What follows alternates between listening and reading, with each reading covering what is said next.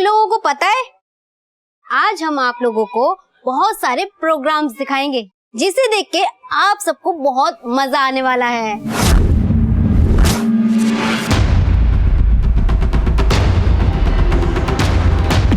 अरे कहा ना मैंने आई। नहीं नहीं नहीं, सोनम बेटा, शादी नहीं करनी है मुझसे, और इस लड़के से तो बिल्कुल नहीं। अगं मग कुणाशी लग्न करायचंय तुला? अरे पहले अपने आप को देख। अरे ये तीसरा रिश्ता लाई थी मैं तेरे लिए। अगर तू शादी नहीं करेगी तो इस घर में नहीं रहेगी, समझी? ठीक है, अगर ऐसी बात है तो नहीं रहना मुझे इस घर में। जा रही हूँ मैं इस घर को छोड़ के। बेटा सोनम, पर उससे शादी नहीं। सोनम बेटा। तो उसकी शुरुआत करते हैं हरी से।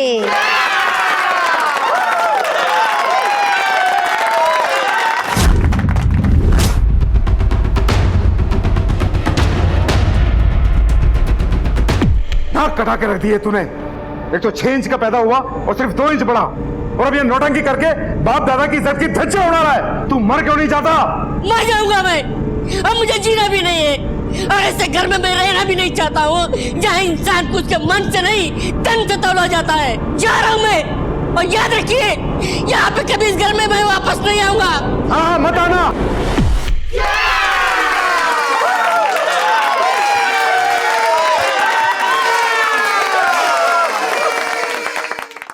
अब बारी है आरिफ की।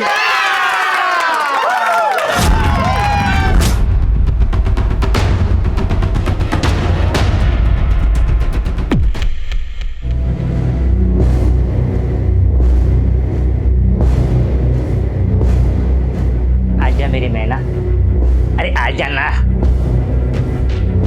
एक दिन ना ढेर सारे पैसे लेकर आऊंगा और तुझे उठा के ले जाऊंगा इस पिंजरे से आजाद करके।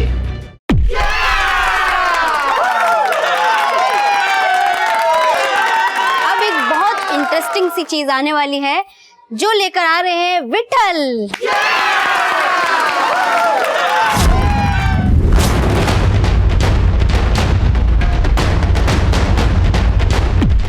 चाहे कितना भी पैसा लगे मैं लेकर आऊंगा, कुछ भी करूंगा, लेकिन तेरा इलाज कराऊंगा। तू चिंता मत कर, सब कुछ ठीक हो जाएगा, टेंशन मत ले।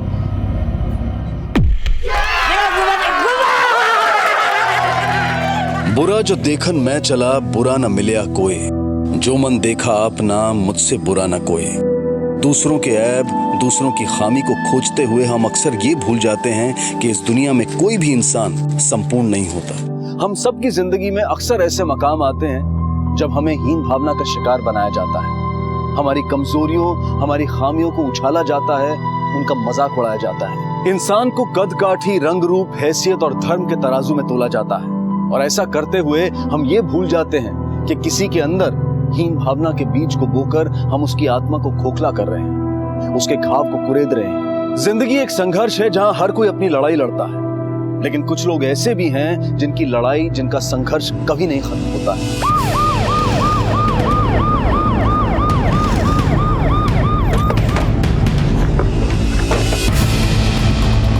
भाई सर, यहीं पे मोहल्ले के बच्चे खेल रहे थे, उन्होंने ही सबसे पहले इस बच्चे की लाश अलमारी के अंदर देखी।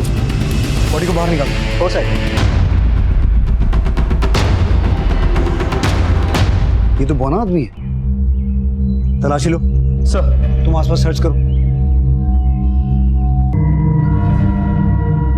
साहब, है चाहता और आरिफ बागवान लीला है, शायद इसका ही नाम हो। सर ये देखिए,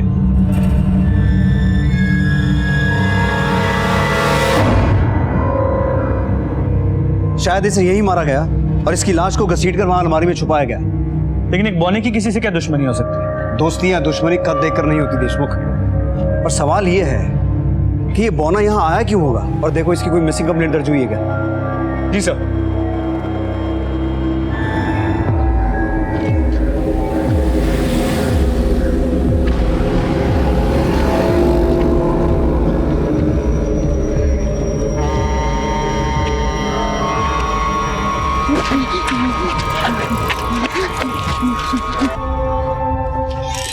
सर उस लाश की शिनाख्त हो गई। उसका नाम आरिफ बागवानी था। उसके रिकॉर्ड्स चेक किए तो पता चला उसका क्रिमिनल बैकग्राउंड था। पुलिस उसे छोटी मोटी चोरी के केसेस में ढूंढ रही थी। ये रहता कहाँ था? सर उसके माँ बाप और भाई का पता चल गया। वो लोग सांगली में विजयनगर की मस्जिद वाली गली में रहते हैं। चलो।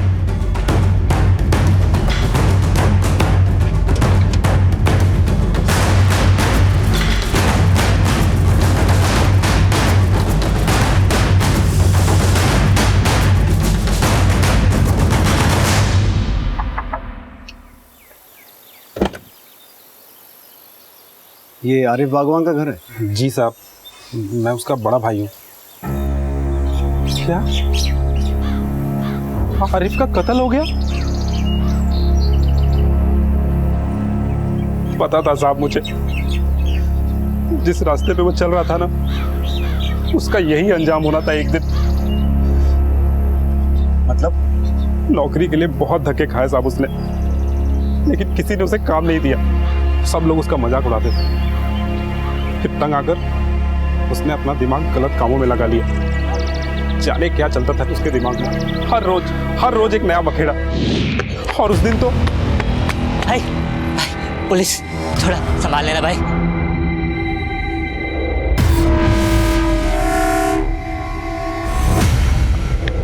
आरिफ कहाँ पे?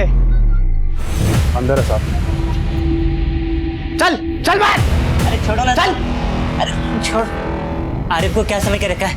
एक दिन ऐसा काम करूंगा ना कि देख के संदरा जाओगे। चल। अरे जाऊंगा साहब, रुको ना। फिर उसके बाद वो कभी लौट के घर नहीं आया साहब। और ये सब तो सिर्फ उसके बाहर के कारनामे थे। घर के अंदर भी वो अपनी काली करतूतों से कभी बाज नहीं आता था।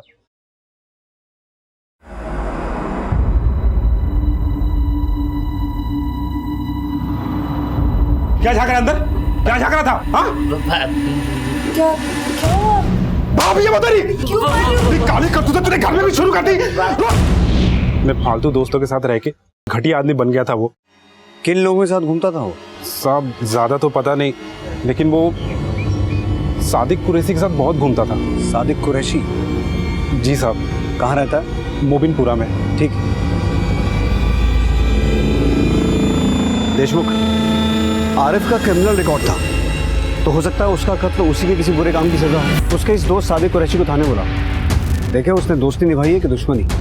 सर नहीं चल सकती। हाँ मुझे नहीं चलना। मैं सोना।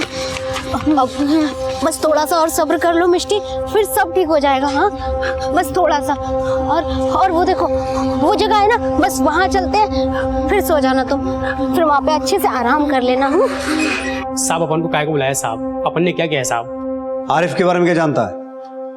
आरिफ साहब वो बटला? हाँ वही, हत्या हो गई उसकी। हत्या? लेकिन साहब एक हफ्ते पहले ही मुलाकात हुई थी उससे मेरी। आजकल आरिफ किन कामों में लगा हुआ था? किन लोगों के लिए काम करता था? वो 3-4 बौने लोगों के साथ पार्टी में कुछ गाने बजाने का काम करता था साहब, और उससे पैसा भी मिलता था। किसी लड़की वड़की के चक्कर में तो नहीं था?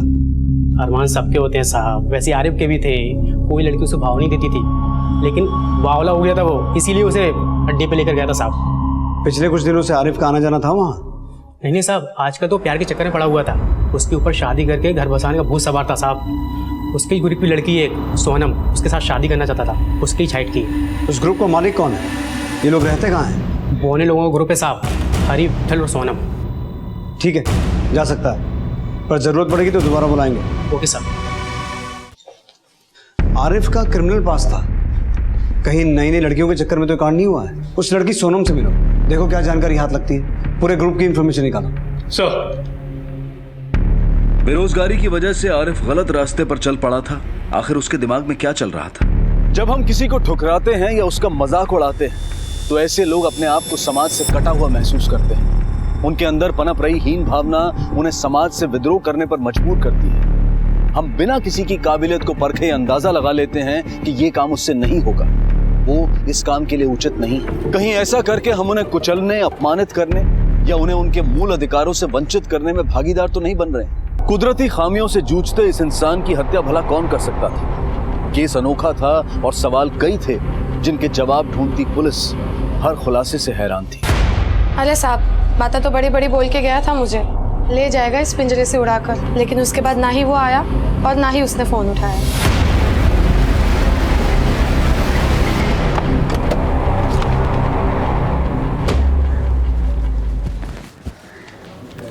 इसकी 3 प्रिंट आउट निकालो। सर, आरिफ की पोस्टमार्टम रिपोर्ट, इसके मुताबिक उसके सर के पीछे किसी भारी चीज़ से वार किया गया। उसकी मौत 20 नवंबर को रात 2 और 3 बजे के बीच हुई। इसके अलावा उसके कॉल रिकॉर्ड से पता चला है कि वो अपने घर वाले और सादिक के अलावा और 3 लोगों से बात किया करता, हरी, विट्ठल और सोनम। ये ताज्जुब की बात है कि इन तीनों के फ़ोन स्विच ऑफ आ रहे हैं। एक साथ तीनों के नंबर्स का ऑफ होना मतलब साफ है, या तो इनमें से किसी ने या फिर तीनों ने मिलकर ये कांड किया है। इन तीनों से मिलना पड़ेगा। इनके फ़ोन नंबर से इनके एड्रेस निकलवाओ और पूछताछ करो। उस कोठे से कुछ पता चला? सर, कोई खास इन्फॉर्मेशन नहीं मिली। आरिफ वहाँ पिछले कुछ दिनों से नहीं गए और ना ही वहाँ ऐसा कुछ हुआ है जिसकी वजह से आरिफ को कोई मार दे। हेलो, ठीक है, उन्हें हमारे थाने में भेजिए। देशमुख, आरिफ केस में एक इंपॉर्टेंट इन्फॉर्मेशन सामने आने वाली है।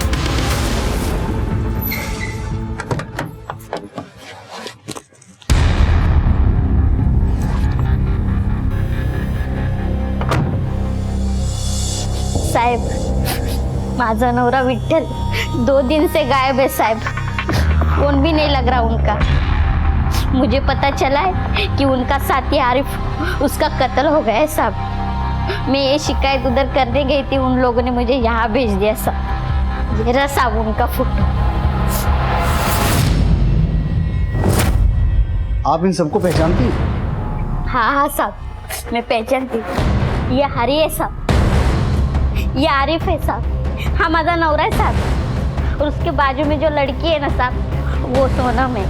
ये सब लोग ना बर्थडे पार्टी में नाच गाने का काम करने जाते थे साहब। इन सब का आपसी रिश्ता कैसा था? मतलब आपस में कोई झगड़ा या कोई अनबन? सबका तो पता नहीं साहब, पर एक बार ना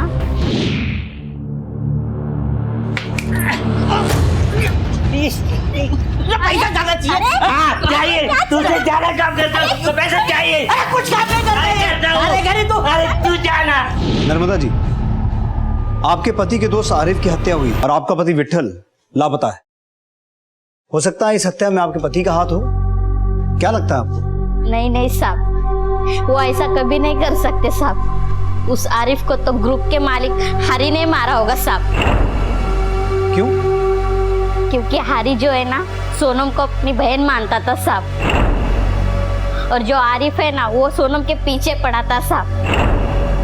और हरी कभी नहीं चाहता था आरिफ जैसे लड़के से उसकी शादी हो जाए। मेरे पति को ढूंढिए साहब, ये जो हरी का कार्ड है साहब।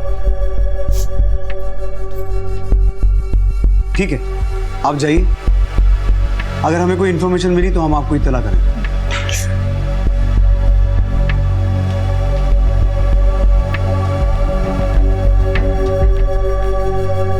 बस थोड़ी दूर और है। दीदी, मुझे बहुत भूख लग रही है। हाँ हाँ, तुम फिक्र मत करो, हम तुम्हारे लिए खाने का कुछ बंदोबस्त करते हैं। दीदी नहीं चल सकते हैं हम अब। तुम यहाँ रुको, हम अभी कुछ करते हैं।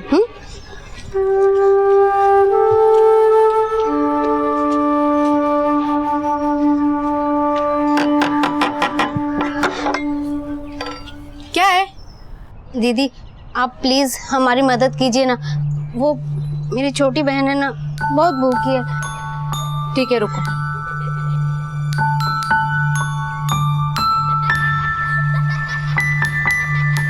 ये लो।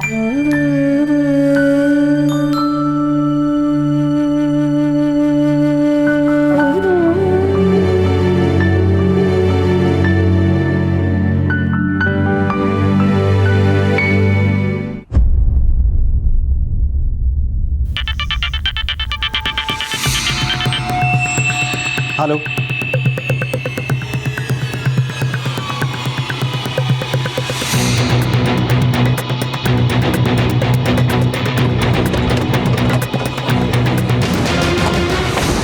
पीछे हटो, पीछे हटो, पीछे हट जाओ।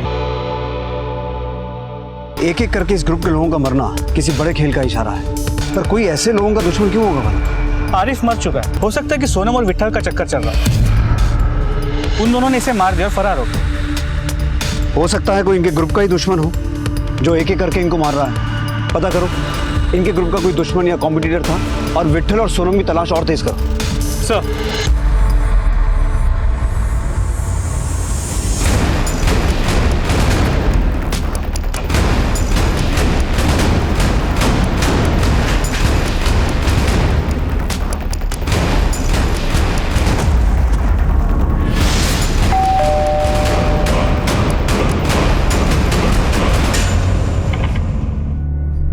कोई नहीं है।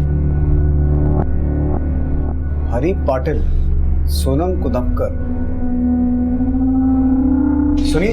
हाँ साहब। आप इसी बिल्डिंग में रहते हैं? हाँ सर, मैं वर्ती तीसरा मारा रहता हूँ। ये हरी और सोनम कहाँ हैं? सर रहते तो यही है, हरी और सोनम, पर पता नहीं बहुत दिन से देखा नहीं। आप इन लोगों को पहचानते हैं? हो ना साहब, ये हरी है और ये सोनम है साहब, ये भाई बहन है। एक मिनट साहब, एक हफ्ता पहले और एक कांड हुआ था। अरे अकल वकल नहीं आ रही तुझे? अबे साले बहुत पिटेगा, इतनी मार मारेंगे ना कुत्ता बना देंगे तुझे।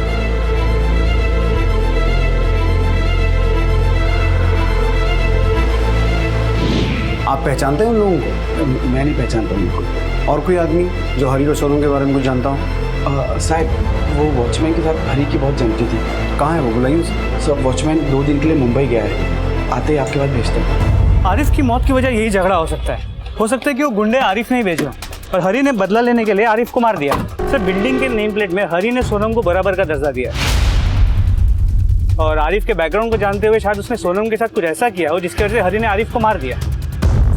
देशमुख, इस गुत्थी को सुलझाने के लिए इनमें से किसी एक का हमारे हाथ लगना बहुत जरूरी है। सोनम और विट्ठल, इनकी फोटो सर्कुलेट करवाओ, इनके फोन सर्विलेंस पे डालो, इस पूरे एरिया में इनके बारे में पूछताछ करो और इनके ग्रुप के कॉन्ट्रैक्टर को खोजो।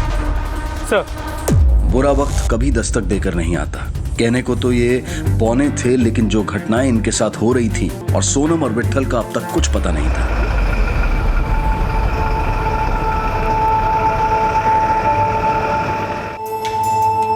साहेब, हा चेतन, हरीच्या बिल्डिंगचा वॉचमॅन। नमस्कार साहब। बोल। साहब हरी मुझे हर 15-20 दिन में लिफाफा कुरियर करने को देता था। कहाँ भेजता था? साहब ये सब उसकी पावती।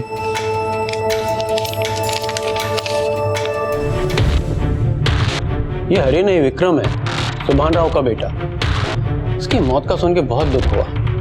मैं इस फैमिली को सालों से जानता हूँ। सुभान राव का जितना दबदबा बुलंद है, नहीं उसके बेटे का कद छोटा निकला और ये छोटा कद ही बाप बेटे के बीच की दूरी का कारण बना। विधाते कोई तो इलाज होगा ना, मैं तो तंग आ गया हूँ। देखिए कोशिश तो कर रहे हैं, बाकी तो ऊपर वाले। अरे डॉक्टर अंकल नमस्ते। अरे विक्रम कैसे हो, कहाँ जा रहे हो? वो कल मेरा शो है, उसी के प्रैक्टिस के लिए जा रहा था। मना किया था ना रूम से बाहर निकलने के लिए। फांड बनकर मेरी बेइज्जती कराएगा, जा अंदर।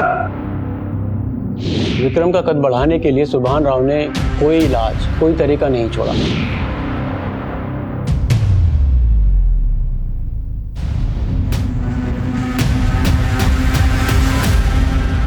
सुभान राव ने विक्रम का कभी सम्मान नहीं किया, हमेशा उसकी बेइज्जती करता रहता था। अपनी पहचान बनाने के लिए विक्रम यहाँ वहाँ जाके खेल तमाशे करने लगा। उसने अपना ग्रुप भी बना लिया और इस सब से सुभान राव की बेइज्जती हो रही थी। ठीक है डॉक्टर साहब, थैंक यू। इसका मतलब है बाप को बेटे का बौनापन खटकता था और उसका बेटा उसके लिए जीती जागती बेइज्जती था। तो हो सकता है बाप ने ही बेटे को मरवा दिया हो। वैसे भी कोल्हापुर जैसे शहर में सुभान राव जैसे आदमी के लिए सुपारी देना बड़ी आम सी बात है। मारना हरी को हो, लेकिन लपेटे में ग्रुप के बाकी लोग भी आ गए। वैसे देशमुख, सोनम और विट्ठल के बारे में भी कुछ यकीन से नहीं कह सकता है। छुप के भाग रहे हैं, मारे गए हैं या फिर किसी खतरे में है।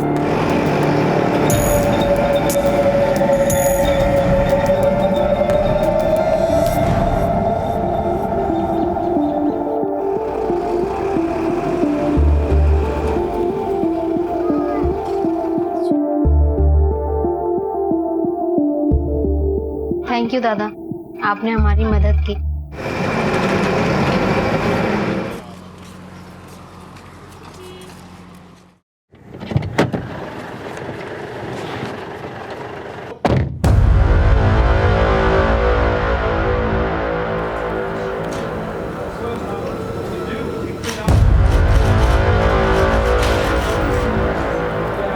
ओ भाऊ साहब कुठे गेले? बैठ रहो चुपचाप।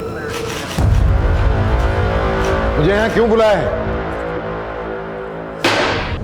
जिंदगी भर अपने बेटे से नफरत की आग में जलते रहे और जब वो अपनी पहचान बना रहा था तो उसे मरवा दिया। 1-2 दोस्त भी मरे हैं उसके, 2 गायब हैं और ये सब लोग तुम्हारे बेटे हरी, मेरा मतलब है विक्रम के साथ काम करते थे। हमने सुना है तुम्हारी नफरत किसी भी हद तक जा सकती है।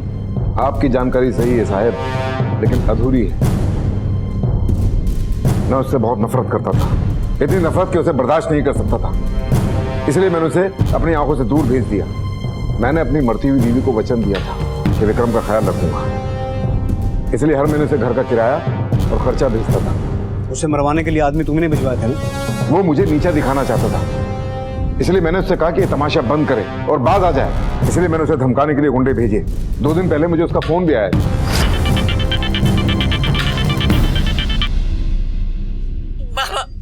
बाबा मुझे बचा लो बाबा। बाबा आप जैसा बोलेंगे मैं वैसा करूंगा। आप बोलेंगे तो मैं घर से कदम तक बाहर नहीं रखूंगा बाबा। मुझे मेरे दोस्तों को बचा लो बाबा। तुम हो कहाँ? फिर क्या हुआ? उसने कहा कि मुझे गाड़ी भेज दो, लेकिन लोकेशन मैं बताऊंगा। उसके बाद ना उसका फोन आया और ना ही मैंने उसे कोई कांटेक्ट किया। लेकिन तुम्हारी इस कहानी पे हम यकीन कैसे करें? अगर आपको ये कहानी लगती है तो हकीकत क्या है ये आप ही मुझे बता दो। वो नंबर दो जहां से उसने फोन किया था।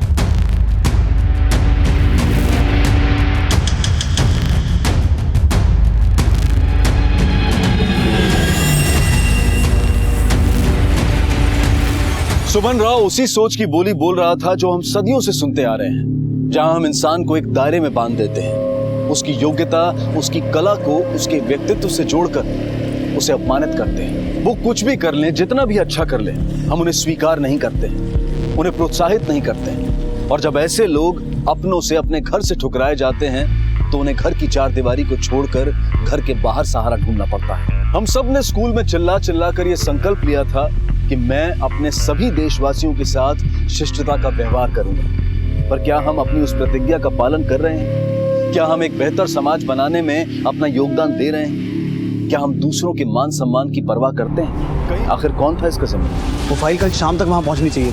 मैंने अभी फोन किया, अभी तक वो फाइल पहुंची नहीं है। सर जाओ। विट्ठल, हरि और सोनम के कॉल रिकॉर्ड, इन तीनों की किसी सूरज नाम के आदमी के साथ कई बार बात होती थी। देशमुख, इस केस की तह तक पहुंचने के लिए हर एक इंफॉर्मेशन इंपॉर्टेंट है। सूरज से बात करके देखें क्या सामने आता है। सर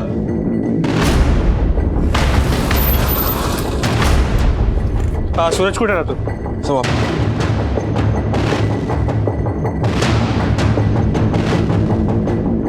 सूरज? हाँ साहेब, काय झालं? त्या दोघांना ओळखता का? हे माझे चांगले मित्र आहेत। मेरे दोस्त के बर्थडे पार्टी में इनसे मुलाकात हुई थी साहब। और ये बाकी दोनों विट्ठल और सोनम फरार है। क्या साहब? इसीलिए किसी का फोन नहीं लग रहा है और उनका भी मुझे फोन नहीं आया साहब। इन चारों से तुम्हारी दोस्ती हुई कैसे? काय सांगू साहब, हम एक जैसे थे, समाज से ठुकराए, किस्मत के मारे। मेरे माँ बाप का पता नहीं और इनके माँ बाप होते हुए भी इनका कोई अपना नहीं। मैंने उन्हें और उन्होंने मुझे सहारा दिया था साहब। ये आरिफ आदमी कैसा था? मतलब किसी से कोई झगड़ा, कोई अनबन? सच कहूँ तो आरिफ अच्छा इंसान नहीं था। जब जब तुम सपनों में आते।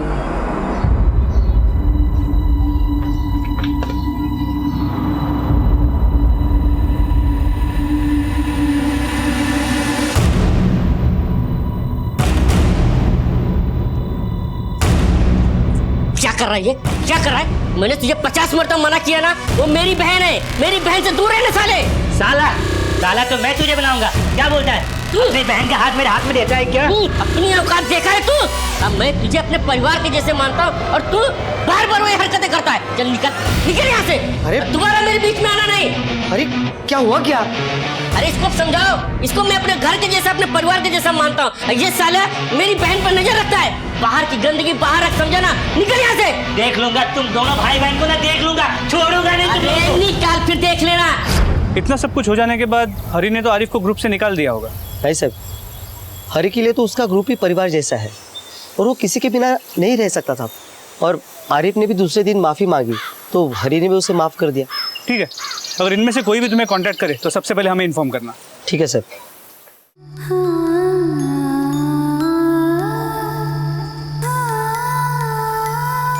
मिष्टी, हमारी मेहनत रंग ले आई, पर तुम्हें पक्का याद है ना यही घर है तुम्हारा? हाँ यही है। तो फिर जाओ और मुझे माफ कर देना। जो कुछ भी हो उसे भूल जाना। तुम नहीं आओगी दीदी, तुम भी चलो ना मेरे साथ। तुम जाओ।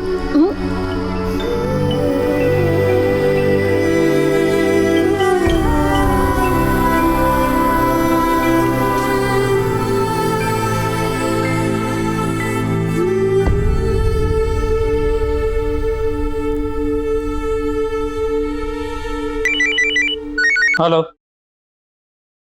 ठीक है सर। सांगली से फोन था, वहां एक बच्ची किडनैप हुई थी जिसे एक बौनी लड़की वापस घर छोड़ के गई है। बौनी लड़की? देशमुख, ये इन्फॉर्मेशन हमारे बहुत काम की हो सकती है, जाके पता करो। सर।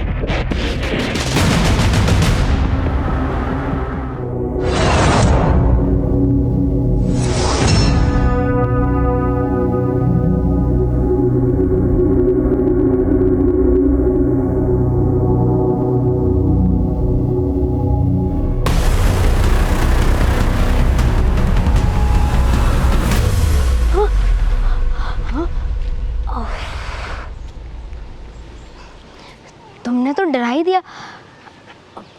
चलो अब मुझे अपने साथ ले चलो।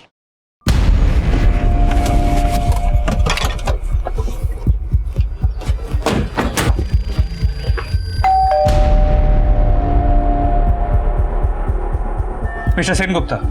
यस। आपसे कुछ बात करनी।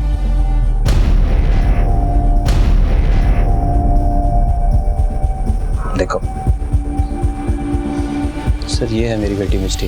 इसकी माँ नहीं है सर, मैंने ही इसे माँ का प्यार दिया। कुछ दिन पहले बर्थडे पार्टी में एक इवेंट था, उसकी मैनेजर थी सोनम, वो इसे कल रात को यहाँ छोड़ के गई सर।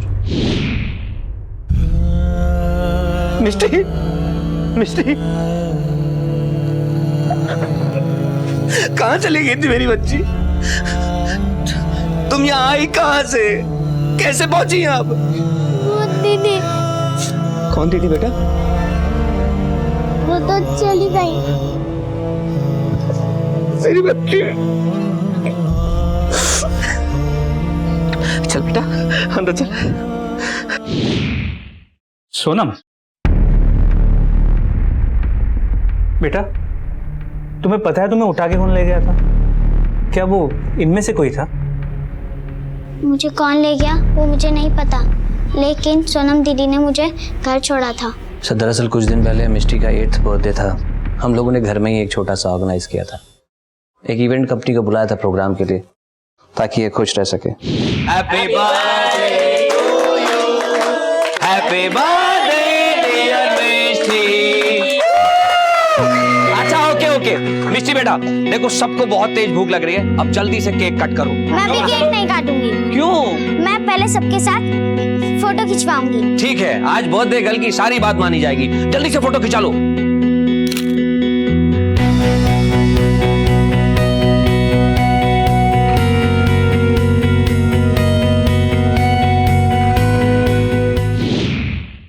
अच्छा, इन दिनों में आपको फिरौती के लिए कोई कॉल आया था? नहीं सर, ऐसा कोई कॉल नहीं है। ठीक है।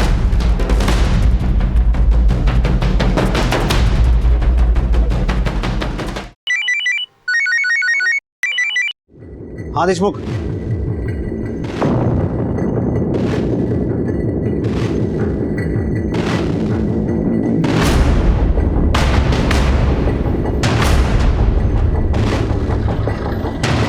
आइए सर, मैंने ही आपको फ़ोन किया था।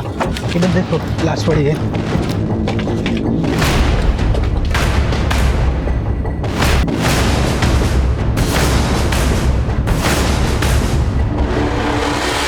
और ये खून ताज़ा है, मतलब यहाँ जो कुछ भी हुआ है उससे ज़्यादा वक्त नहीं हुआ। आसपास सर्च करो, देखो कुछ हाथ लगता है क्या। बॉडी को चेक करो। और ये केस तो पूरा उल्टा पुल्टा जा रहा है। मुझे लगता है इन सबके पीछे विट्ठल का ही हाथ है, लेकिन मकसद समझ में नहीं आ रहा। क्यों एक हंसते खेलते ग्रुप में ये खूनी खेल शुरू हो गया? सुभाना की दुश्मनी हरी से हो सकती है, लेकिन इन सबको मार के सुभाना को क्या मिलेगा? और एक बात नोट की, एक ही ग्रुप के 2 लोगों की हत्या एक ही एरिया में हुई है। इस जगह से कुछ ना कुछ तो लेना देना है इनका। फिलहाल बॉडी को पोस्टमार्टम के लिए भेजाओ। सर।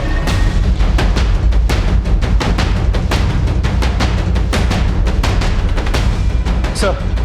हाँ देशमुख। सर आपका शक सही निकला, वो बौनी लड़की सोनम ही थी जिसने मिष्टी को उसके घर छोड़ा था। और सर आपने उस दिन नर्मदा के दिए गए बयान पे गौर किया?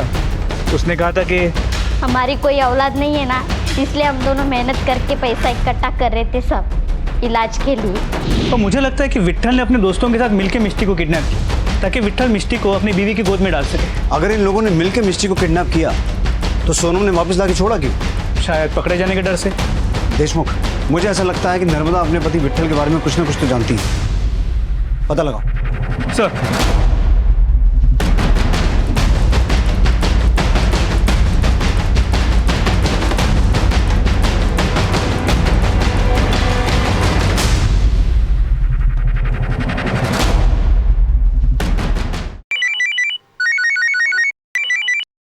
हाँ देशमुख। हाँ सर, आपका शक सही निकला। नर्मदा के घर पे ताला लगा हुआ है। ये नर्मदा विट्ठल के साथ मिलकर कहीं भागने के चक्कर में है। अपनी टीम को अलर्ट करो, इन्हें पकड़ना बहुत जरूरी है और इनके घर पे भी नजर रखना। जी सर। चलो।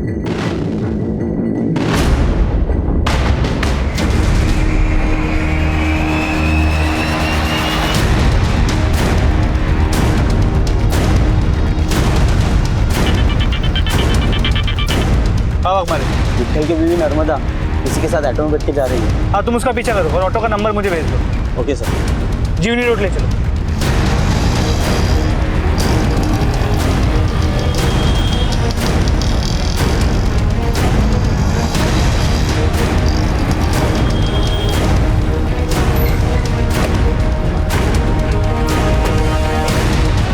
उतरा खाली, उतरा खाली। ये विट्ठल। हो साहेब, साहेब आमचीच मुलगी आहे साहब। सीप में मोती की तरह हमने इसकी परवरिश की थी, लेकिन इसकी तकदीर के आगे हमने हार मान ली। हाँ साहब, लेकिन उसने हार नहीं मानी साहब। भले ही वो कद में छोटी थी, लेकिन सपने बहुत बड़े थे साहब उसके। आई बाबा। अरे ये बक आई आई आई तुला माहिती आहे काय झालं? मैं पास हो गई। काय सांगतेस काय? आई, मैंने अपना फैशन डिजाइनिंग का कोर्स पूरा कर लिया। अरे वाह, छान। और अब देखना, मेरा भी एक बुटीक होगा, सोनम बुटीक। बाप होने के नाते मैं ही शादी के लिए जिद कर रहा था उसे, लेकिन वो शादी के लिए बिल्कुल तैयार नहीं थी साहब। ये बहुत अच्छा लड़का है। कैसे अच्छा है आई? हाँ, ऐसे लड़के से शादी कर लूं ताकि मेरी संतान भी मेरी ही तरह हो, जो खुल के जी भी ना सके। नहीं आई, मैं पहले फैशन डिजाइनर बनूंगी और अपने सपने पूरे करूंगी, उसके बाद एक अच्छा लड़का देख के शादी करूंगी। देख सोनम बेटा, तू जैसा चाहती है ना वैसा लड़का नहीं मिलेगा तुझे। हे बक सोनम, अगर तू शादी नहीं करेगी तो इस घर में नहीं रहेगी, समझी? तो नहीं रहना मुझे इस घर में, जा रही हूँ मैं इस घर को छोड़ के। सोनम बेटा, मेरी बच्ची। संभालिए अपने आप, आप जा सकते हैं।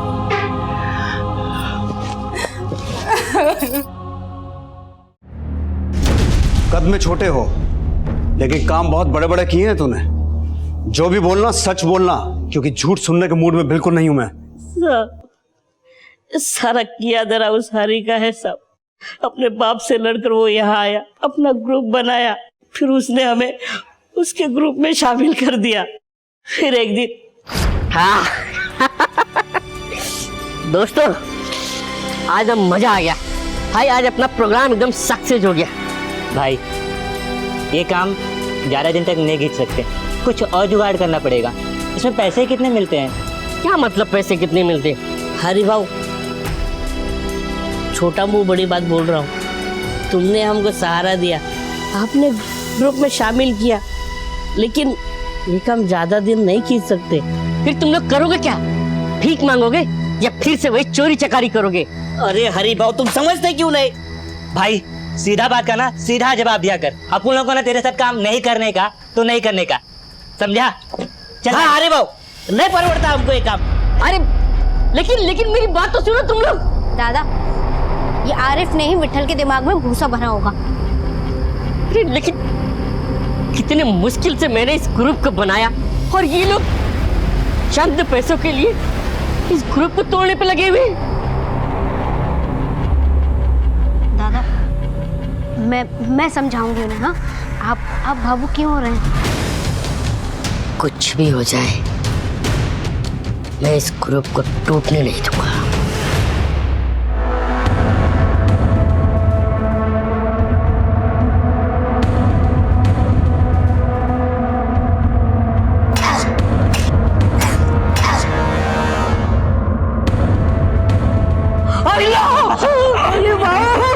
ये सब मेरे बाप दादाओं के पुश्तैनी खजाने हैं। पूरे हॉल में बक्से भर भर के ऐसे खजाने गड़े हुए हैं। चलो और निकालते हैं। हाँ जल्दी करो। ना ना ना ना, बस ये खजाना अभिशापित है। अभिशापित? इसको ऐसे नहीं निकाल सकते। क्यों? इसके लिए हम सबको पहले एक लड़की की बलि देनी होगी। बलि? और बलि के लिए हमने मिष्टी को उठा लिया।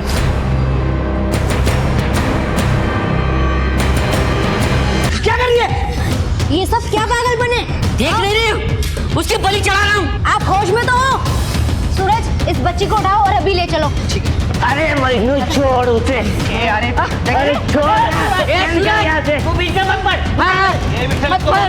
नहीं नहीं, हट तू यहाँ से। छोड़।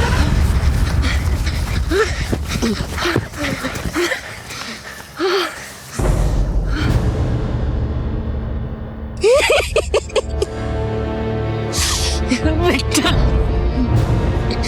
मेरी बदकिस्मती मेरी कद से भी ज्यादा बड़ी है विट्ठल। मैंने ये सब झूठ बोला था सिर्फ तुम सबको अपने साथ रखने के लिए, ताकि एक अपराध के डर से तुम सब मेरे साथ में रहो। कोई सोना चांदी हीरे मोती जवाहरात नहीं है, मैं सच कह रहा हूँ। और वो बलि, अरे वो सब झूठ था, एक नाटक था। अरे झूठ बोला। मैं बहुत बुरा किया हमारे साथ। चल पुलिस के पास। पुलिस के पास जाने से पहले मुझे बता, कहाँ है वो खजाना? अरे कुछ बता, कहाँ है खजाना? है तो तेरी परिचय।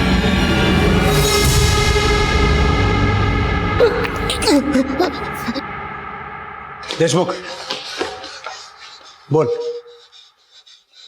बोल। सोनम से मैं प्यार से बात करता था, वो मुझे पसंद करने लगी थी। उसके सपनों का नॉर्मल आदमी मैं ही था। वो मेरे अंदर अपना जीवन साथी ढूंढ रही थी। सोनम ने मुझे बताया था कि हरि के पास खजाना है। मैं उसके बातों में आ गया तो मैंने तय किया कि मैं पहले खजाना लेके जाऊंगा। हरि के मरने के बाद सोनम भी मिष्टी को लेके चली गई। हरि और विट्ठल भी चले गए। मैं उन दोनों को ढूंढ रहा था साहब। तभी मैंने नर्मदा को बोला कि अगर तुम्हें फोन आए तो मुझे बता देना। तभी विट्ठल ने नर्मदा को कांटेक्ट किया और उसने मुझे बताया साहब। मैं वहां पहुंचा, हरि ने मुझे, पर क्या मालूम, पहले से ही हरि ने खजाना निकाल लिया होगा। हाँ। अब फांसी के फंदे पे लटकते हुए ढूंढना खजाना।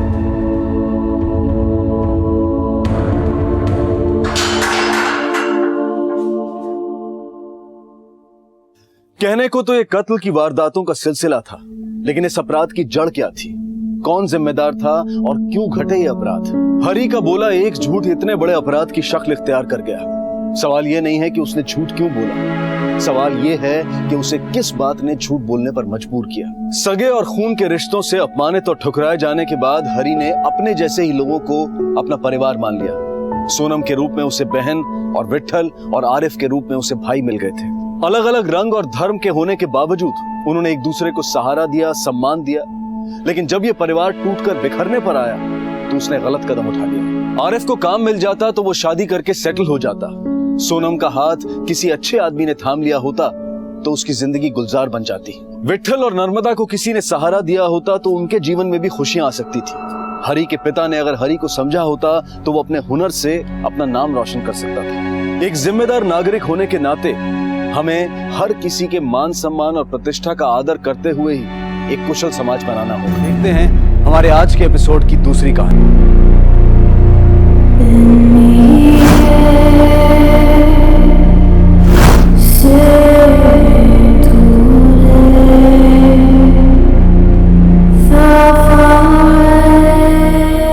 सामान्य से दिखने वाले सरोज और बसंत ने जिस भी वजह से आत्महत्या करने का फैसला लिया हो, लेकिन ये कदम उठाने से पहले क्या उन्हें अपनी बेटी टीना का जरा सा भी ख्याल नहीं आया?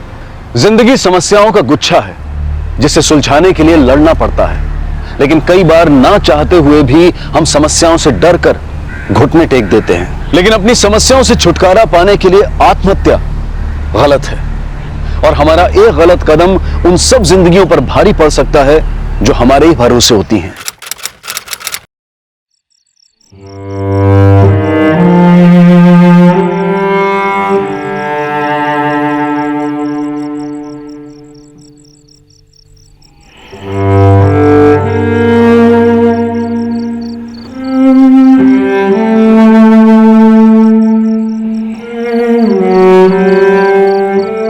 सरोज जी, हमारे बाद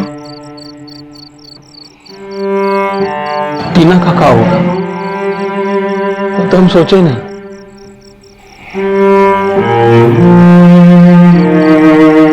तो कब उसे भी अपने साथ?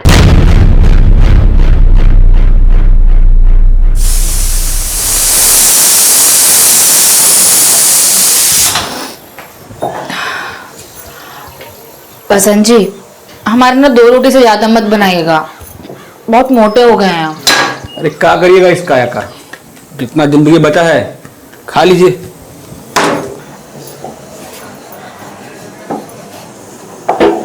आप कुछ सोचे टीना का क्या करना है? सोच लिए, उसको नहला के यूनिफॉर्म पहना देते हैं, छुट्टी आप बना दीजिएगा, हमसे नहीं बनता है। चलो चलो बेटा चलो, चलो आ जाओ। Bye bye bye bye.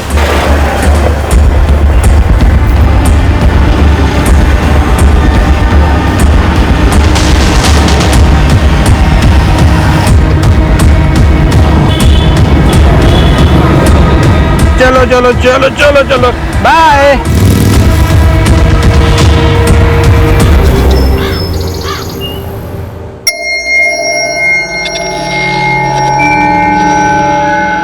अरे आइए आइए आइए आइए आइए महाराज जी, आइए विराजिए विराजिए, आइए तो सही। क्या लेंगे आप, ठंडा गरम कुछ मंगा दें?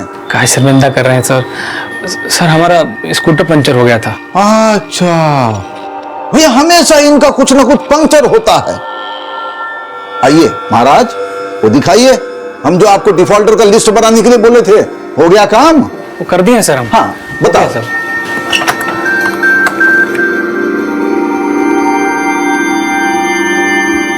मैम हमारा फाइल कहाँ उड़ गया मैम? फाइल का तुम्हारा बाल है जो उड़ जाएगा फुर करके? हाँ ये देखो उड़ गया। कल सुबह तक हमको वो फाइल रेडी करके चाहिए, तो ना ये बिग मिलेगा और ना ही अगले महीने से सैलरी मिलेगा।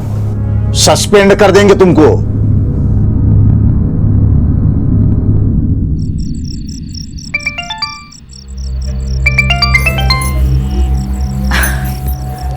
हाँ बोलिए बसंत जी। सरोज जी, मोहन पांडे हमको देर तक जगा जगा के फिर से कब्जे बढ़ा रहा है हमारी। फिर से लेट से आएंगे आप? अरे लेट कहाँ, आ ही नहीं पाएंगे हम। मोहन पांडे हमको सुबह तक काम निपटाने का डेडलाइन दिया है। हमारा दिल तो कर रहा है कि यहीं सर पटक पटक के डेड हो जाएं बस। नहीं नहीं बसंत जी, ऐसा मत बोलिए, हम साथ मरने की कसम खाए थे, याद है ना? चलिए काम निपटा लेते हैं।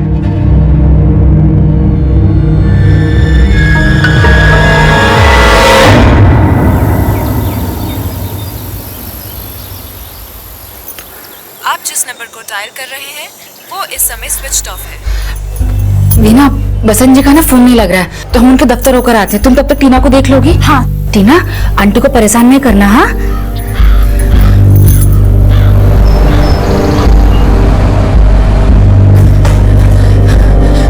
निर्मल भैया, बसंत जी को कुछ पता है क्या? वो अंदर है क्या? अरे अभी तक आए ही नहीं तो अंदर कहाँ से होंगे? लेकिन वो तो कल रात को यहीं रुके थे ना? अरे रुके थे या ना रुके थे, हमने सबका ठेका ले रखा है। का ये क्या है महेंद्र? हाँ? हमने तुमको क्या समझाया था? ये ऐसा होता है लेटर? मोहन जी, हाँ? मोहन जी, बसंत जी कहाँ है? हमें क्या पता कहाँ है निकम्मा, बहुत अर्जेंट काम दिए थे उसको, बिना पूरा किए भाग गया। देखिए कल रात को वो यहाँ ड्यूटी कर रहे थे और सुबह घर नहीं लौटे, और अब कुछ भी बोले चले जा रहे हैं। सच से बता दीजिए कि कहाँ है बसंत जी? हमें क्या पता कहाँ है कामचोर। देखिए मोहन जी, आप कुछ भी मत बोलिए, नहीं तो हम पुलिस को ले आएंगे।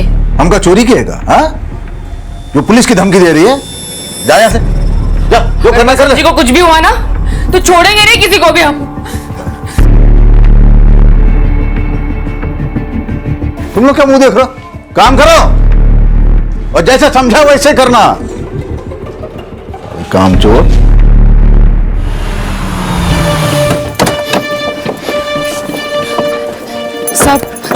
साहब यही ऑफिस है बसंत जी का। मैंने कितनी बार पूछा लेकिन कोई कुछ बताता ही नहीं है। साहब कल बसंत त्रिपाठी जी पौना घंटा देरी से आए थे।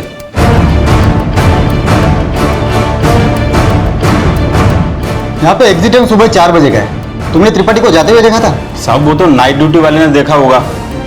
हाँ साहब, कल रात को बसंत नाइट ड्यूटी पे था। तो फिर नाइट करके घर क्यों नहीं पहुंचा? तो हम खुद ही हैरान हैं। हम उसको बहुत इंपॉर्टेंट काम दिए थे, अभी तक उसका ईमेल नहीं आया हमको। हमको तो लगता है साहब वो अपना काम किया नहीं ना, इसलिए ऑफिस नहीं आया। तो आपके कहने का मतलब है कि आपके इंपॉर्टेंट काम की वजह से वो नौकरी, घर बार, बीवी बच्चे सब कुछ छोड़ के गायब हो गया? सच सच बताइए क्या चक्कर है? हम तुतला थोड़े न रहे साहब। एक नंबर का निकम्मा था बसंत, कोई काम ठीक से नहीं करता था।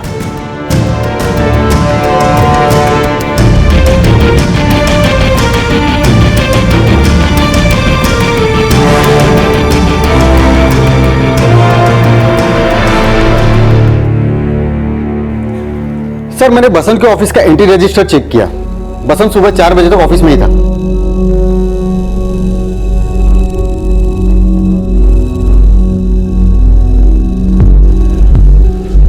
सर ये तो सुबह 4 बजे तक सो रहा था। सर मैंने बसंत के ऑफिस से लेकर घर तक के रास्तों पे पता करवाया, लेकिन कहीं पे भी कोई एक्सीडेंट या कोई सस्पिशियस नहीं मिला। लेकिन बसंत की बीवी ने शक ऑफिस वालों पर जताया है। हो सकता है कि बसंत सुबह घर गया हो, लेकिन उसकी बीवी हमसे कुछ छुपा रही है। मियां बीवी के आपसी रिश्तों के बारे में अच्छे से पता करो और इन दोनों के कॉल रिकॉर्ड्स निकालो। सर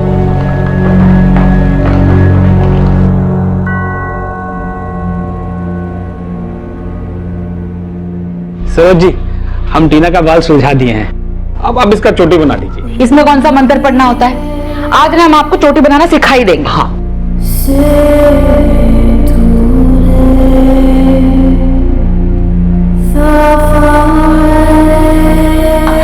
आज से टीना बिटिया का चुटिया पापा बनाएंगे।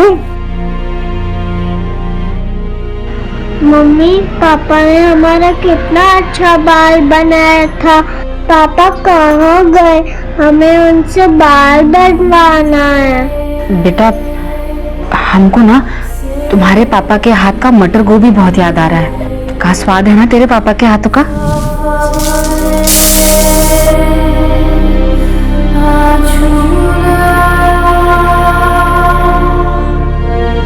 मम्मी, हमें भी पापा का पराठा याद आ रहा है।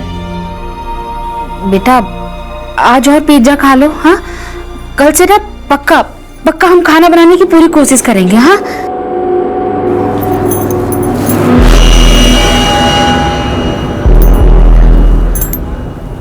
हेलो, पिज्जा हूँ। बसंत अपने परिवार की वो जरूरत था जिसके बिना सरोज की गृहस्थी का पत्ता भी नहीं हिलता था। और जब बसंत के पड़ोस में पूछताछ की गई तो ये वजह सरोज को भी शक के दायरे में ले आई।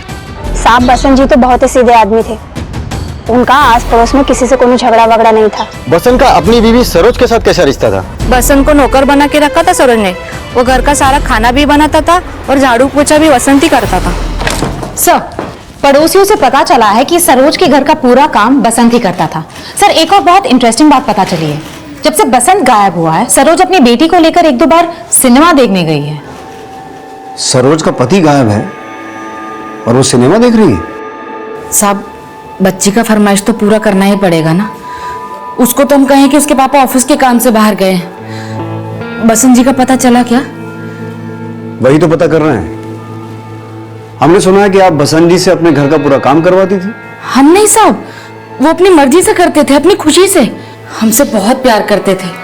उनके जाने से तो हमारा पूरा गृहस्थी बिखर गया है। साहब, आप कहीं हम पर तो शक नहीं कर रहे हैं? नहीं नहीं, आपसे सिर्फ पूछ रहे हैं। वैसे आपके और बसंत जी के बीच में सब कुछ ठीक था ना? साहब, 36 के 36 गुण मिले थे हमारे। वो हमारी हर छोटी बड़ी चीज का ध्यान रखते हैं। पता है, जब उनके सर का बाल उड़ गया ना, तो बिल्कुल वैसे ही स्टाइल का विग बनवाए जैसा हमें पसंद था। सरोज जी, कैसे लग रहे हैं? बहुत अच्छे लग रहे हैं ना, एकदम हीरो। सब सही बताए ना, सब चिढ़ते हैं हमारे रिश्ते से। जरूर जरूर आपको कोई भड़काया होगा। आप हम पर शक मत कीजिए। बसंत जी को ढूंढ दीजिए, हम उन्हें बहुत मिस करते हैं। सर सरोज दिखने में थोड़ी नासमझ भोली सी लगती है, क्या वो अपने पति को गायब करवा सकती है? जो जैसा दिखता है वो वैसा ही हो, इसकी क्या गारंटी है? इनके कॉल रिकॉर्ड्स कहां पहुंचे? सर बस आने ही वाले हैं।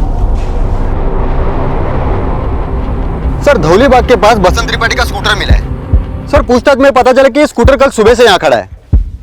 और कुछ? सर आसपास कोई सीसीटीवी भी नहीं है, ना किसी ने कुछ विटनेस किया और ना कुछ सस्पिशियस मिला सर। लेकिन ये तो सस्पिशियस है ही ना कि बसंत गायब है और उसको स्कूटर वहां मिला। तिवारी पूछताछ जारी रखो। Okay sir.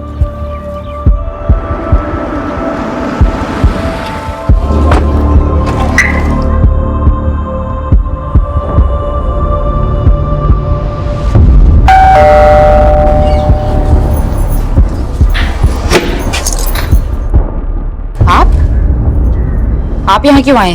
अब क्या है, हमसे रहा नहीं गया तो पूछताछ करने चले आए। बसंत का कुछ पता चला? सर धौलीबाग में जहाँ बसंत का स्कूटर मिला था वहां से बस 1 किलोमीटर की दूरी पर धौलीबाग पुलिस को एक डेड बॉडी मिली है। देखो अंकल क्या लाए, तुम्हारे favourite chocolate. Thank you. Welcome.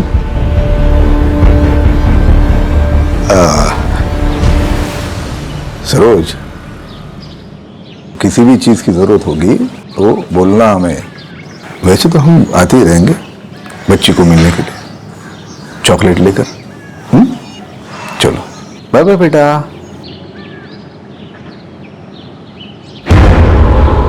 कोई जरूरत नहीं है खाने की।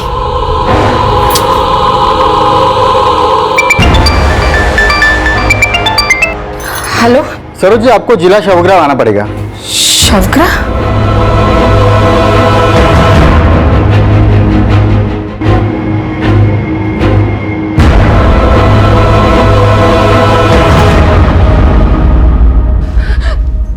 बसंत जी, बसंत जी उठिए ना! बसंत जी! सर धौलीबाग पुलिस ने बसंत के पोस्टमार्टम की रिपोर्ट भेजी है। रिपोर्ट के मुताबिक बसंत की हत्या सर पर वार की वजह से हुई थी। और सर ये रहे बसंत के call records. Sir call records के मुताबिक बसंत का फोन धौलीबाग में उसी वक्त बंद हुआ जो पोस्टमार्टम में हत्या का टाइम मेंशन्ड है। सर ये रहे उसकी बीवी के call records. Sir call records के मुताबिक बसंत का बॉस मोहन पांडे अक्सर उसकी बीवी सरोज को फोन करता था। बसंत के बॉस मोहन पांडे का उसकी बीवी सरोज को फोन करने का क्या चक्कर हो सकता है? इन दोनों के बारे में जरा अच्छे से पता करो। सर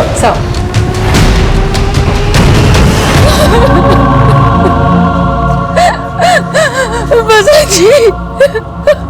बसंत की अपने ऑफिस में भले ही कोई कद्र नहीं थी, लेकिन बसंत अपने छोटे से परिवार की रीढ़ की हड्डी था।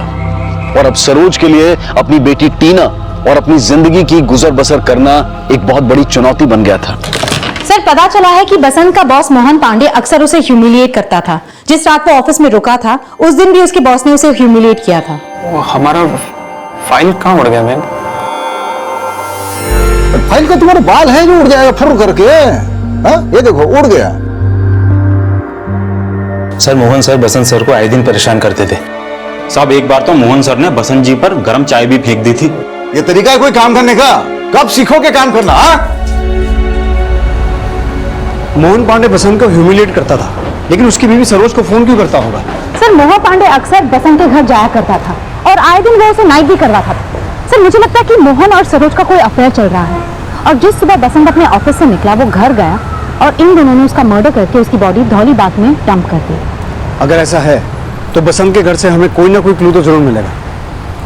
बसंत के घर का सर्च वारंट निकालो।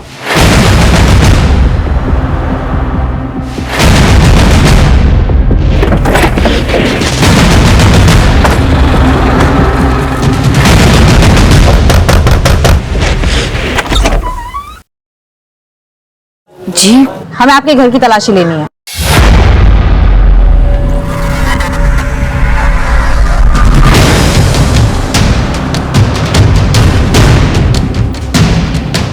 मैडम ये देखिए,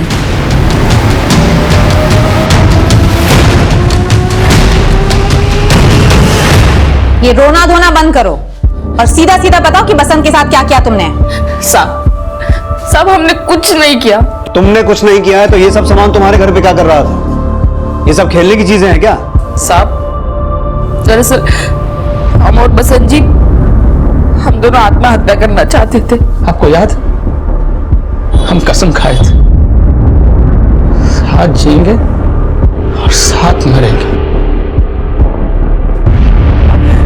आत्महत्या क्यों? उस मोहन पांडे से तंग आकर। मोहन पांडे से? हाँ साहब, बसंत जी ना बहुत सज्जन और सीधे आदमी थे। उनको ऑफिस का सारा काम भी आता था, बस थोड़े से स्लो थे। तो जो 1 घंटे का काम होता था उसे 4 घंटे में खत्म कर देते। बस साहब, इसी बात का फायदा उठा के ना वो मोहन पांडे को नौकरी से निकालने की धमकी देता था, और उनका नौकरी बचाने के लिए हमें सब, वो मोहन पांडे ना बसंत जी को ब्लैकमेल करता था और जबरदस्ती हमारे साथ रिश्ता बनाता था। बेटी बेटी,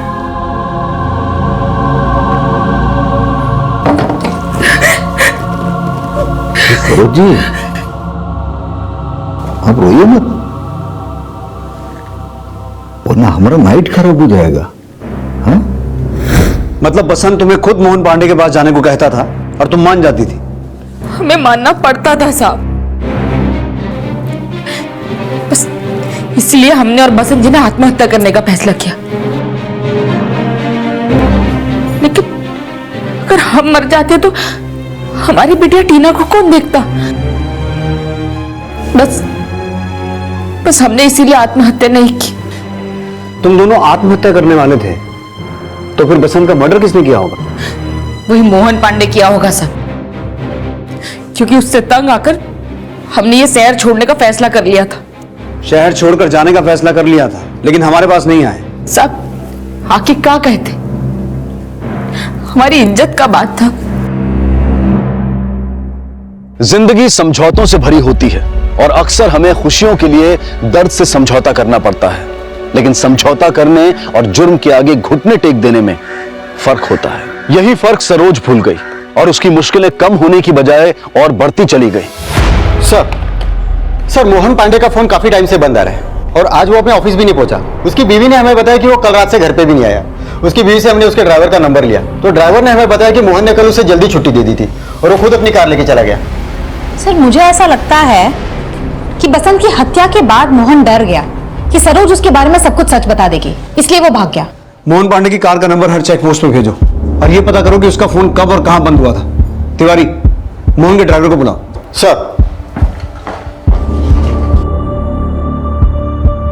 साहब कल हमारी बिटिया का जन्मदिन था, इसलिए हमने साहब से खुद छुट्टी मांगी थी। चल रीगल होटल चल। साहब कितना टाइम लगेगा साहब? हमको आज घर जल्दी पहुंचने का साहब। तू जा, हम गाड़ी लेके जाते। फिर साहब ने हमें छुट्टी दे दी और खुद गाड़ी लेके वहां से चले गए। तो कल तुम्हारे साहब रीगल होटल जाने वाले थे? हाँ साहब, वो तो अक्सर रीगल होटल जाते थे। रीगल होटल में किससे मिलते थे? साहब मिलते किसी से नहीं थे, वो तो बसंत जी की बीवी के साथ वहां जाते थे। तो कल बसंत जी की बीवी उनके साथ थी? नहीं सर, जब से बसंत साहब गायब हुए हैं उन्होंने वहां जाना ही छोड़ दिया है। लेकिन कल शायद मोहन सर ने कॉल करके सरोज जी को वहां बुलाया था। तो सरोज अपनी मर्जी से उनके साथ जाती थी? साहब वो तो पता नहीं, लेकिन मैंने सरोज मैडम को कई बार रोते हुए देखा था, पर मोहन सर उनको आंख दिखा के चुप करा देते थे। ठीक है, तुम जा सकते हो। सर। संध्या, सरोज को बुलाओ। सर।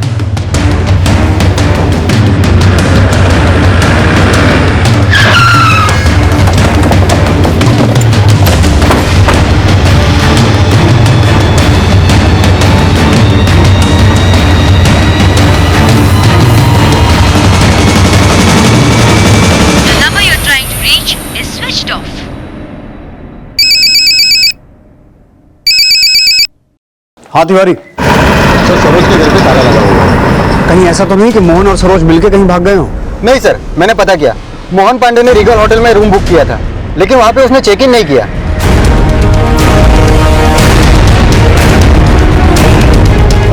सर मोहन का फोन इसी एरिया में बंद हुआ था।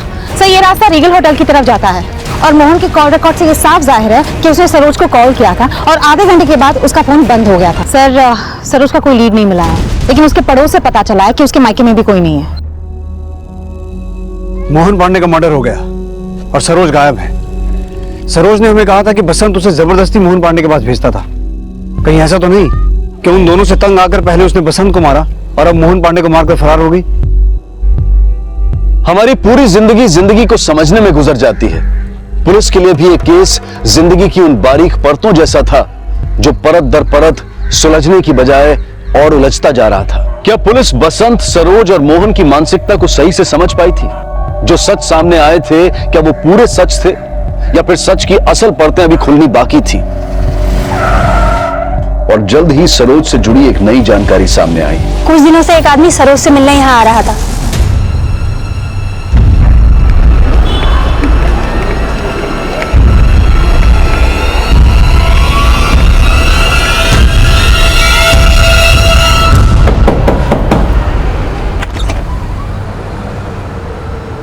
कौन है वो और सरोज का क्या लगता है? पता नहीं मैडम, पर हमने उसको यहाँ पहले कभी नहीं देखा। उसका स्केच बनवा सकती हो? सर ये देखिए, उस आदमी का स्केच तैयार हो गया है। सर कहीं ऐसा तो नहीं कि सरोज ने इसी से बसंत और मोहन का मर्डर करवाया हो सकता है। पता लगाओ ये आदमी कौन है और सरोज इस वक्त कहाँ है वो पता करो। सर सरोज के मायके में तो कोई भी नहीं है। उसके माँ बाप बहुत साल पहले ही गुजर चुके हैं। सरोज के मायके में कोई नहीं है, लेकिन बसंत? सर बसंत के फादर का नाम शंकर त्रिपाठी था, लेकिन कुछ 6 साल पहले उनका देहांत हो चुका है। इलाहाबाद का एक एड्रेस मिला है, लेकिन वो घर भी बहुत साल पहले बिक चुका है। सर एक और बात पता चली है, बसंत त्रिपाठी शंकर त्रिपाठी का सगा बेटा नहीं था। शंकर त्रिपाठी ने बसंत को अडॉप्ट किया था। शंकर त्रिपाठी ने बसंत को अडॉप्ट किया था? लेकिन वो आदमी कौन था जो सरोज के घर के बाहर देखा गया? और सरोज कहां जा सकती है? सरोज लापता थी या किसी हादसे का शिकार थी, ये साफ नहीं था।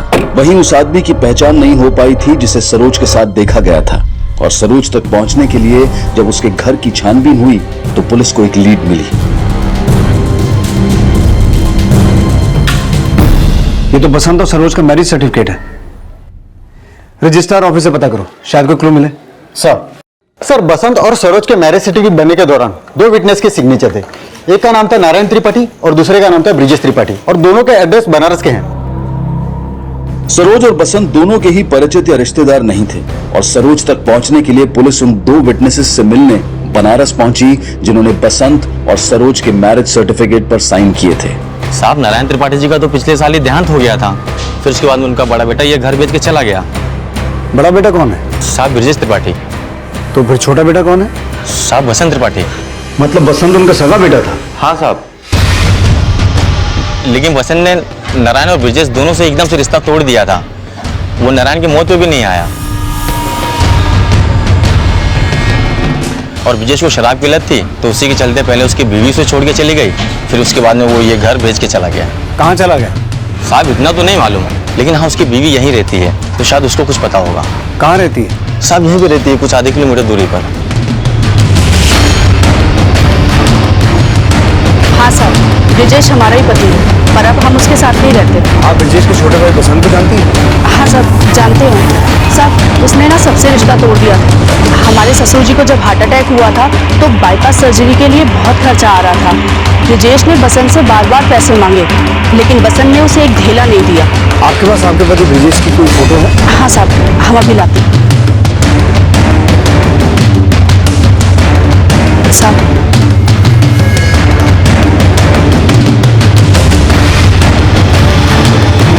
ब्रिजेश का एड्रेस है आपके पास? जी साहब, वो शकरपुर में कहीं रहता है, पर कहाँ ये मुझे नहीं पता। Phone number? जी साहब दीजिए। 1 मिनट बोलिए। 9769। The number you're trying to reach is switched off. Sir उसका नंबर तो आप है। इसके कॉल रिकॉर्ड्स निकालो, पता करो शकरपुर में कहाँ रहता है।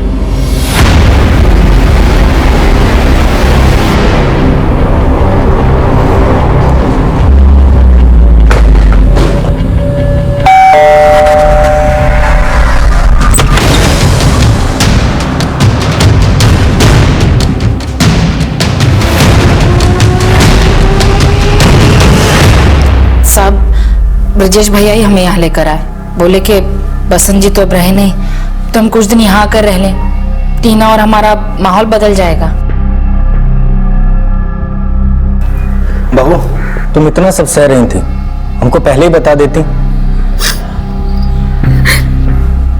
रो मत बहू, यहाँ रहो आराम से, हम हैं तुम्हारे साथ। ब्रजेश है कहाँ? जिस दिन हमको यहाँ लाए उसी दिन हमारा फोन बिगड़ गया। बोले कि ठीक करवा कर लाता हूँ, फिर पता नहीं कहाँ गायब हो गए। साहब, हम तो खुद यहाँ आकर फंस गए हैं। अपना फोन बंद होने का अच्छा एक्सक्यूज दिया तुमने। क्या मतलब? आप हम पे शक कर रहे हैं? हाँ, तुम गायब हुई और वहां हमें मोहन पांडे की लाश मिली। मोहन पांडे मर गया? सरोज, ज्यादा चालाक मत बनो। तुम ही ने मारा उसे और यहाँ आकर छुप के बैठी हो। साहब, अगर हमें उसे मारना होता ना तो उसी दिन मार दिए होते जिस दिन उसने हमें पहली बार छुआ था। जिस दिन वो मरा, उसने मरने से पहले तुम्हें फोन किया था। क्या बात हुई थी तुम्हारी? साहब, हम आपको कितनी बार बताए हैं कि वो हमको परेशान किया करता था और उस दिन भी अपने पास बुला रहा था। हम बस गुस्से में फोन काट दिए। शंकर त्रिपाठी को जानती हो? जी हाँ, वो बसंत जी के बाबूजी थे। लेकिन ब्रजेश तो नारायण त्रिपाठी का बेटा है। जी, बसंत जी बताए थे हमें। शंकर बाबूजी और नारायण बाबूजी बहुत अच्छे दोस्त थे। शंकर बाबूजी की कोई संतान नहीं थी तो उन्होंने बसंत जी को गोद ले लिया था। पुलिस सरोज को शक के दायरे से बाहर नहीं रख पा रही थी। वहीं बसंत के भाई ब्रजेश की तलाश भी जारी थी, जिसके लिए उसके कॉल रिकॉर्ड्स और बसंत की हत्या वाली जगह का डंप डेटा भी स्टडी किया जा रहा था। पुलिस ब्रजेश की शराब की लत से अवगत थी, इसलिए शहर के उन सभी ठिकानों पर नजर जमाए हुए थी जहां ब्रजेश मिल सकता था, और जल्दी ही उनकी तलाश खत्म हो गई। जिस दिन बसंत मरा उस दिन तो बनारस से इलाहाबाद आया था। तूने सिर्फ बसंत को ही नहीं, मोहन पांडे को भी मारा। हमने मारा मोहन पांडे को, हमने मारा मोहन पांडे को, क्योंकि उसने हमारे छोटे भाई की बीवी की इज्जत पर हाथ डाला था, इसलिए हमने मारा उसको।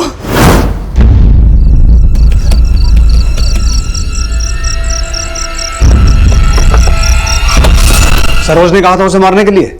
नहीं साहब, वो तो बस हमारे सामने अपना दुखड़ा रोई थी। हमें गुस्सा आ गया और हम जाकर के मोहन पांडे को मार दिए। हमने सुना है बसंत ने तेरे साथ रिश्ता तोड़ दिया था, और पिता नारायण त्रिपाठी से भी। नहीं साहब, वो बस हमारी आदतों से परेशान थे, लेकिन बाबूजी के साथ उनको किसी तरह की कोई परेशानी नहीं थी। बसंत को शंकर त्रिपाठी ने अडॉप्ट क्यों किया था?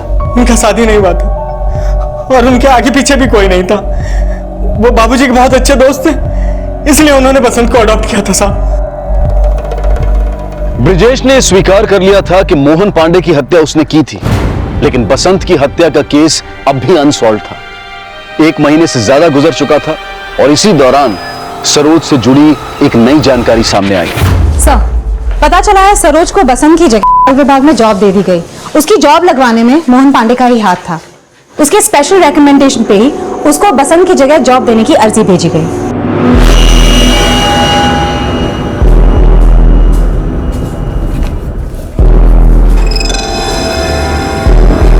Thank you.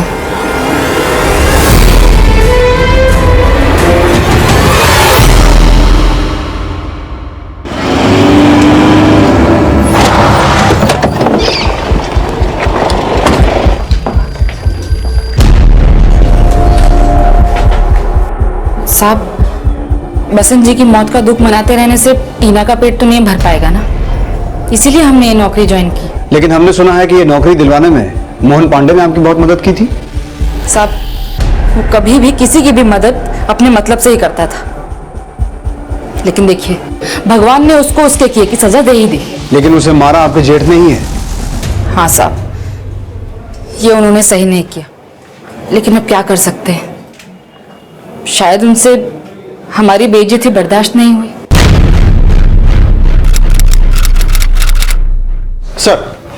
सर, पता चला है सरोज की तरह मोहन पांडे की बीवी माया को भी मोहन पांडे की जगह नौकरी मिल गई है।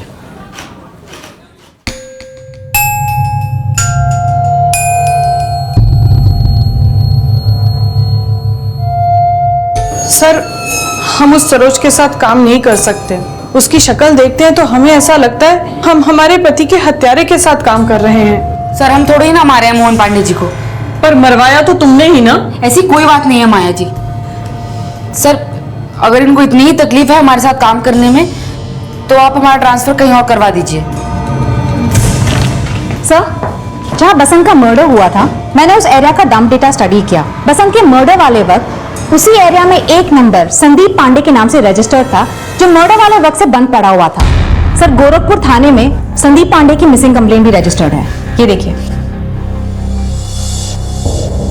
लेकिन संदीप पांडे के मिसिंग होने का बसंत के मर्डर से क्या कनेक्शन हो सकता है? सर, कनेक्शन है, ये उसी गांव से है जहां से शंकर त्रिपाठी था।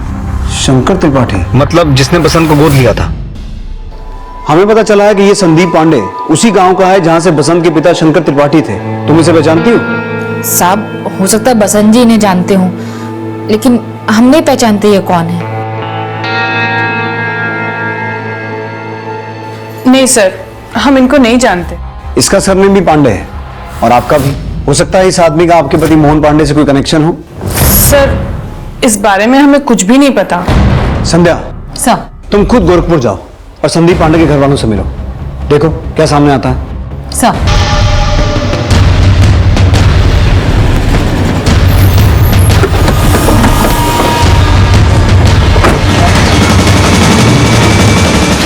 संदीप पांडे हमारा ही बेटा है। 2 महीने पहले ही वो इलाहाबाद गया था और एक दिन अचानक से गायब हो गया। वो इलाहाबाद किस काम से गया था? वो नौकरी ढूंढने के लिए गया था। इलाहाबाद में हमारा मुंहबोला भाई रहता था। संदीप तो वहीं जा रहा था, पर हमने बोला अपने मामा से भी मिल लेना। लेकिन जब वो गया, उसके मामा गुजर चुके थे। आपके इस मुंहबोले भाई का नाम क्या था? शंकर त्रिपाठी। शंकर त्रिपाठी अगर संदीप पांडे का मामा है तो बसंत भी उसको जानता होगा, लेकिन सरोज ने उसे आइडेंटिफाई नहीं किया। लेकिन सर, बसंत के मर्डर वाली जगह पे संदीप पांडे का फोन बंद होना ये कोई इत्तेफाक की बात नहीं हो सकती। जरूर संदीप पांडे का बसंत के मर्डर के साथ कोई ना कोई कनेक्शन है। ये संदीप पांडे अगर इलाहाबाद आया था तो इसको बसंत के साथ किसी न किसी ने तो देखा होगा। बसंत के आस पड़ोस, ऑफिस, सब जगह इसके बारे में पूछताछ करो। Okay sir. हाँ मैडम, इस आदमी को मैंने यहाँ देखा है। हमारे यहाँ चाय पीने आता था। और इस आदमी के साथ ये आदमी होता था? नहीं मैडम, इतना ध्यान नहीं दिया। सर, संदीप बसंत के घर और ऑफिस के आसपास जा रहा था, तो हो सकता है कि वो बसंत से मिलता हो। लेकिन संध्या, ये बात अभी भी समझ में नहीं आई कि सरोज ने उसे आइडेंटिफाई क्यों नहीं किया। सर, मुझे लगता है कि सरोज झूठ बोल रही है। सर, संदीप पांडे बसंत की हत्या के 1 महीने पहले ही इलाहाबाद में था। सर, मुझे लगता है कि बसंत के घर आने जाने के दौरान उसका और सरोज का अफेयर शुरू हो गया हो और संदीप पांडे ने सरोज के कहने पे ही बसंत का मर्डर किया। ऐसा हो सकता है क्योंकि संदीप पांडे का फोन उसी एरिया में एक्टिव था जहां हमें बसंत की लाश मिली थी, और अब संदीप पांडे गायब है। इस पॉसिबिलिटी को चेक करो कि संदीप और सरोज का अफेयर था। Yes sir. संदीप पांडे का गायब होना उसे बसंत की हत्या का प्राइम सस्पेक्ट बना रहा था, लेकिन उसका सरोज से अफेयर था या नहीं, ये सिर्फ पुलिस की थ्योरी थी जिसका कोई भी प्रूफ पुलिस को नहीं मिला था। और इसी दौरान सरोज ने इलाहाबाद से बनारस में ट्रांसफर ले लिया। अब तक किसी नतीजे तक नहीं पहुंचा था और सरोज के बनारस ट्रांसफर लेने के 4 महीने बाद भी पुलिस को कोई लीड नहीं मिली थी। बसंत की हत्या हुए 4 महीने हो चुके हैं और संदीप पांडे कहाँ गायब है इसका कोई क्लू नहीं मिला अभी तक। और सर, सरोज का संदीप पांडे से कोई कनेक्शन होगा, इसका भी तो कोई लीड नहीं मिला है। संध्या, हो सकता है इस केस में हमसे कोई चूक हुई हो। बनारस चलने की तैयारी करो, सरोज से एक बार दोबारा मिलते हैं। Yes sir.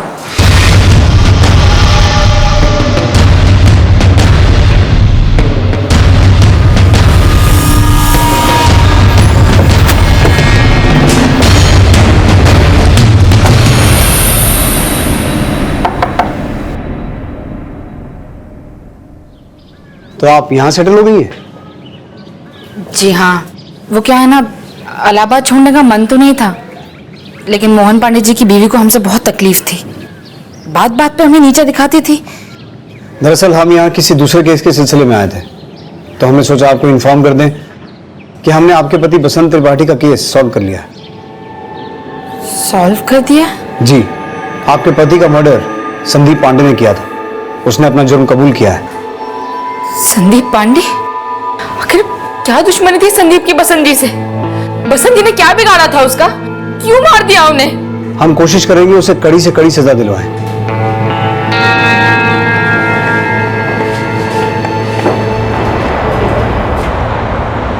सर, आपने उसको झूठ क्यों बोला? उसका झूठ पकड़ने के लिए। तो आपको लग रहा है कि वो संदीप पांडे के टच में है और संदीप से उसने बसंत का मर्डर करवाया है। कहानी कुछ भी हो सकती है संध्या। सरोज के हर मूवमेंट पर नजर रखो, अब वही हमें इस केस के असल रास्ते तक पहुंचाएगी।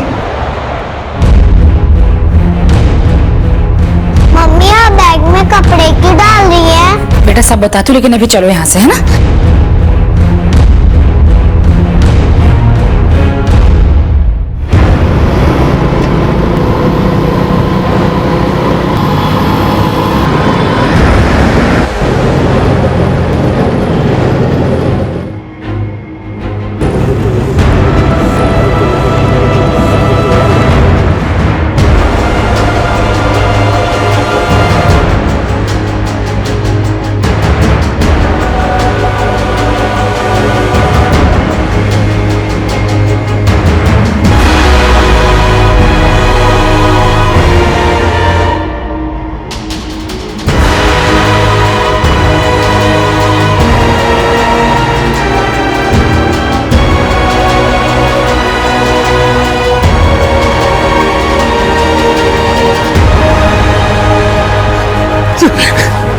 लेके जाओ। अपने फरेब का नकाब खुद उतारोगे या हम तुम्हारी खाल उतारें? साहब, हमारे बाबूजी नारायण त्रिपाठी हमको निकम्मा समझते थे साहब, और हमें कोई नौकरी भी नहीं मिल रही थी। उनके एक दोस्त शंकर त्रिपाठी, उनका हमारे घर में आना जाना था। वो विभाग में नौकरी करते थे, उनका कोई आगे पीछे भी नहीं था साहब। तो शंकर त्रिपाठी को तूने मारा? हाँ साहब, उनको अस्थमा की बीमारी थी साहब, तो हमने उनको अस्थमा का अटैक दिलवा दिया और एडॉप्शन के फेक बैकडेटेड डॉक्यूमेंट्स बनवा लिए। उनका कानूनी बेटा होने के नाते उनकी मौत के बाद हमें उनकी जगह विभाग में नौकरी मिल गई साहब। सब ठीक चल रहा था साहब। थोड़े टाइम पहले ये संदीप पांडे, इसको हमारे फर्जीवाड़े का पता चल गया। हमको अपने मामा की कुर्सी पे बैठा देख इंक्वायरी बिठाने का धमकी देने लगा और जाके मोहन पांडे से मिल गया। मोहन पांडे पता नहीं संदीप को क्या कह के भेज दिया और अब इसकी जगह मोहन पांडे उसी बात पर हमको धमकी देने लगा, ब्लैकमेल करने लगा सब। हमारी सरोज के साथ हम तो आत्महत्या करने वाले थे साहब। हमारी बेटी की बचा तुम गए साहब। तो मोहन पांडे इसी वजह से तुम्हारे साथ जबरदस्ती करता था? हाँ साहब। मोहन पांडे के बाद संदीप भी हमको पैसे के लिए ब्लैकमेल करने लगा। अरे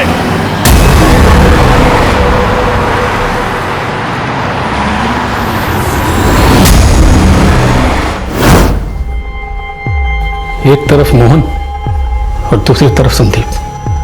तो साहब हम संदीप का मर्डर करके खुद की हत्या का प्लान बना लिए और संदीप को यह बोल के कि उसको पैसा हम देंगे, उसको धोली बाग बुला लिया साहब।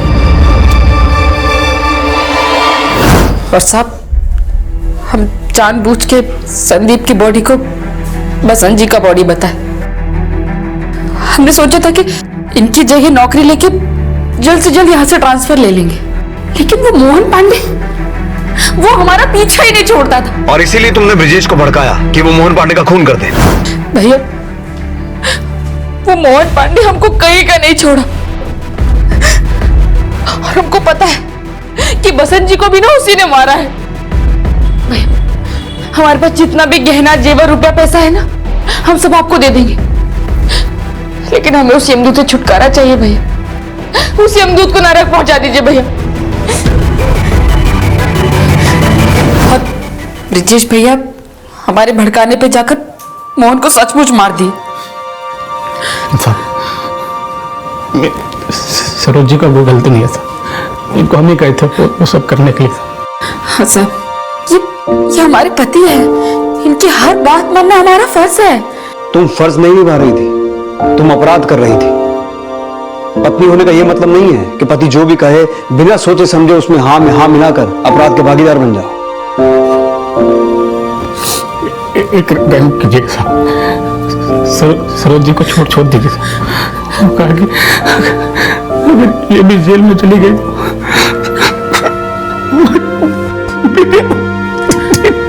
टीना का क्या होगा साहब?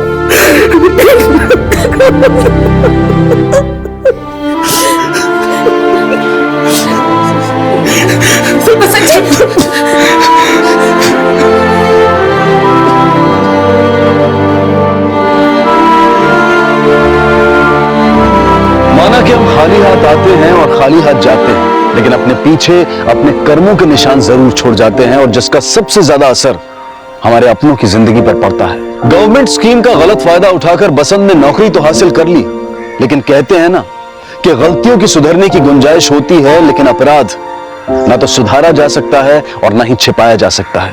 अपने अपराध को छुपाने के लिए बसंत ने सरोज के साथ मिलकर कई अपराधों को अंजाम दिया। जिस परिवार के भविष्य को बनाने के लिए उसने ये कदम उठाया, वो परिवार ही उजड़ गया, और इस सब का सबसे बुरा असर पड़ा उनकी निर्दोष बेटी टीना की जिंदगी पर।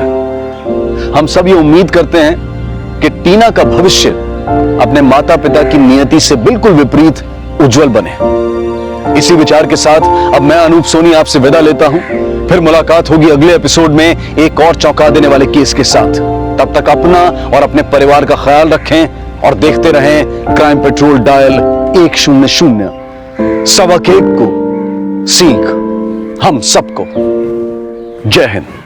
इस तरह के और भी एपिसोड देखने के लिए हमारे चैनल को सब्सक्राइब करें और बेल आइकन दबाना ना भूलें।